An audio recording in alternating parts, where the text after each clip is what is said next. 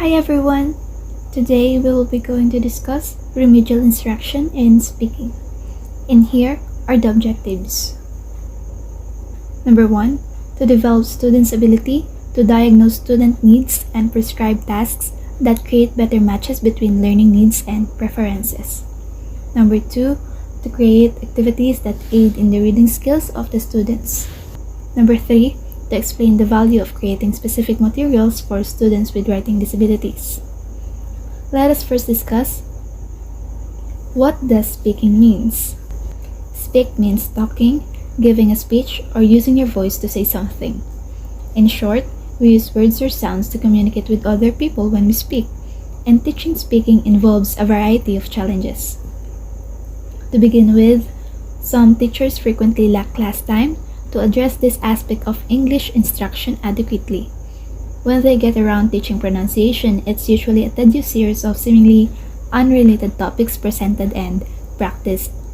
Drilling sounds repeatedly like minimal pair work often discourages students and teachers, who then avoid pronunciation altogether. And that made this lesson important for future English language teachers. Are you familiar with these words or letters?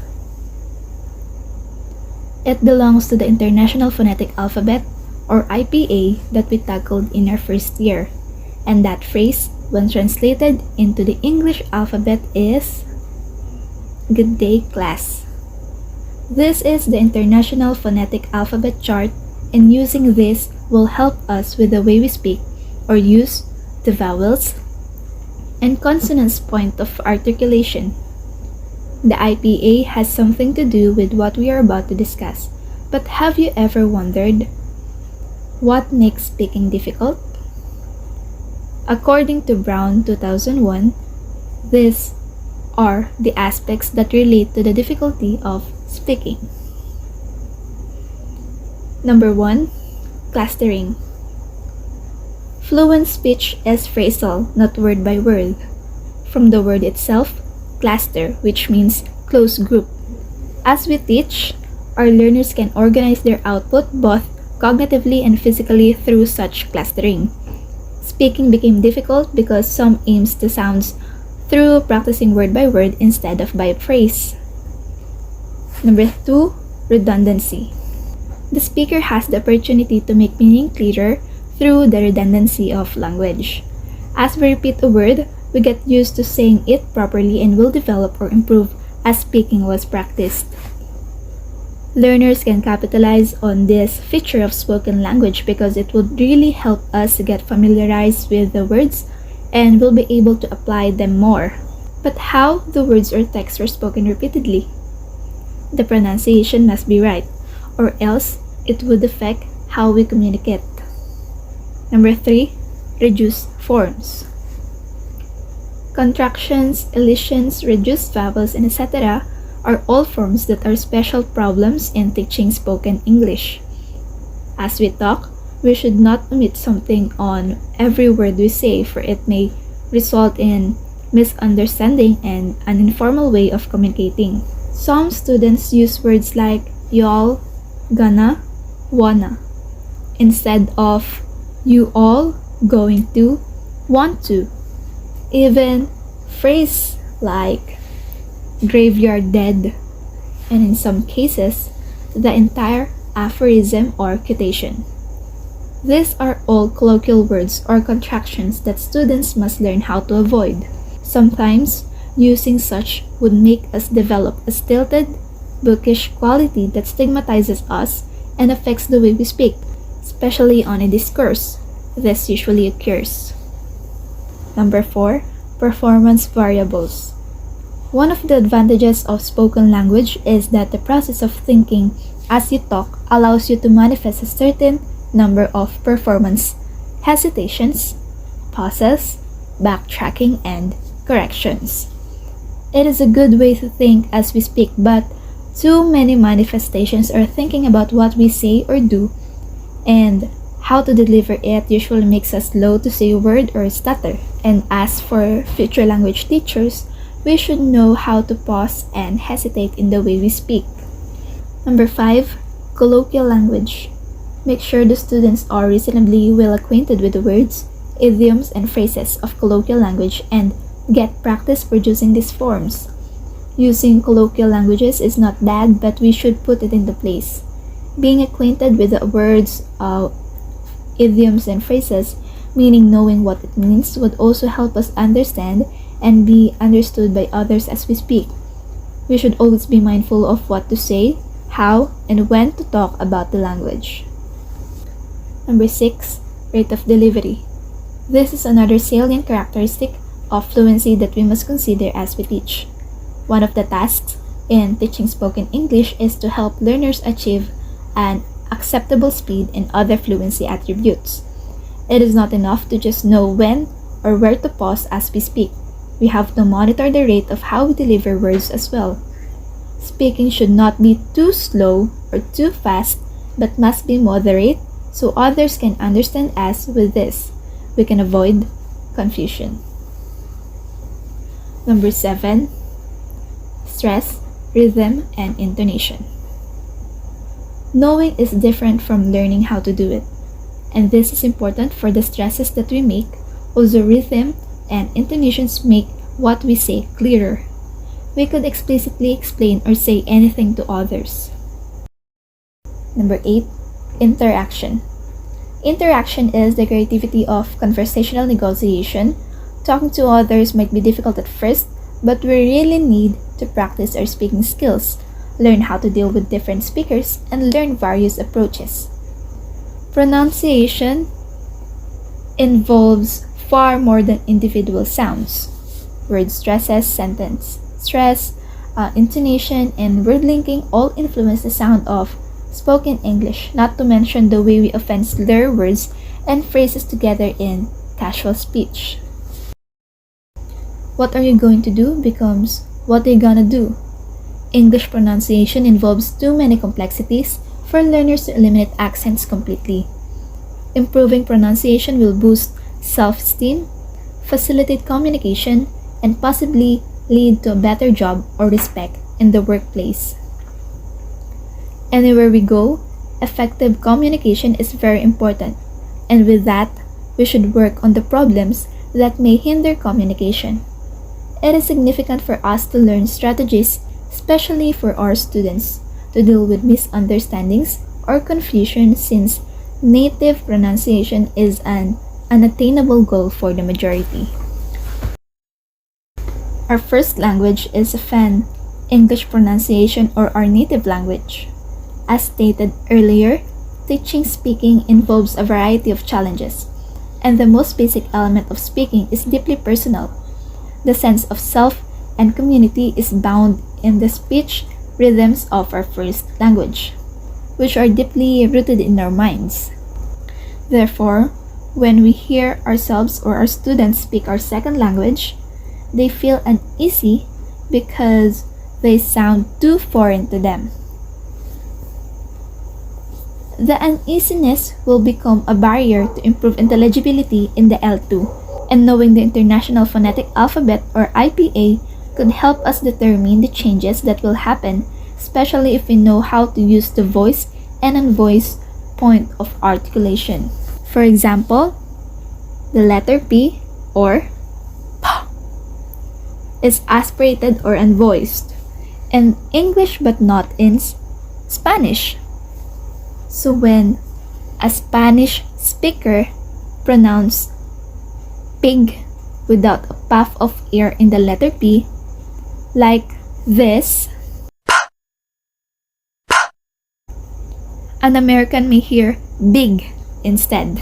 And for the letters P and B belong to the inside voice of the consonant point of articulation. Sometimes we can identify such specific problems and sometimes we don't. What makes you think becomes the problem in this situation?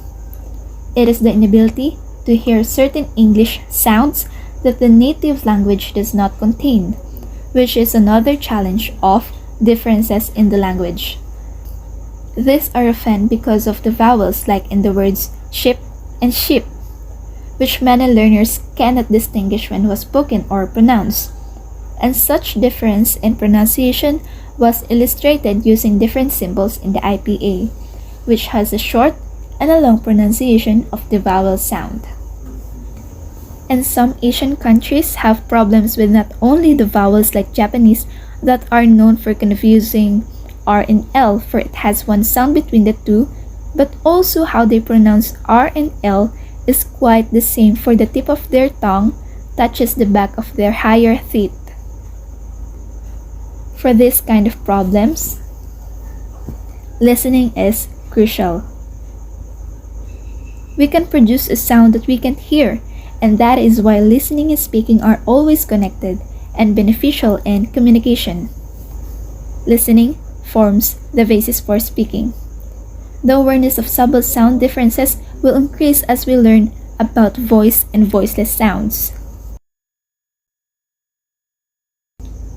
The following idea and specific pronunciation features usually focuses on the manner of articulation. Voicing. Voiced sounds will make the throat vibrate.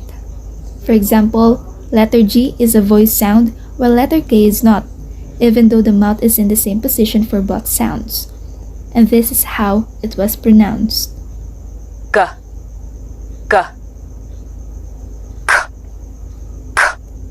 Try to touch your throats while pronouncing voiced and voiceless sounds, and you will feel the vibration with the voiced only. G, G, K, K. Z, Z, S, S. Again, for the voiced, there are vibrations like on the letters G and Z, unlike with letters K and S. Aspiration. Aspiration refers to a puff of air when a sound is produced. Many languages have far fewer aspirated sounds than English, and students may have trouble hearing the aspiration. The English pa, ta, ka, ch are some of the more commonly aspirated sounds. Those are the letter P, T, K, and the CH. Although these are not always aspirated, they usually are at the beginning of a word. Let's hear how it was pronounced.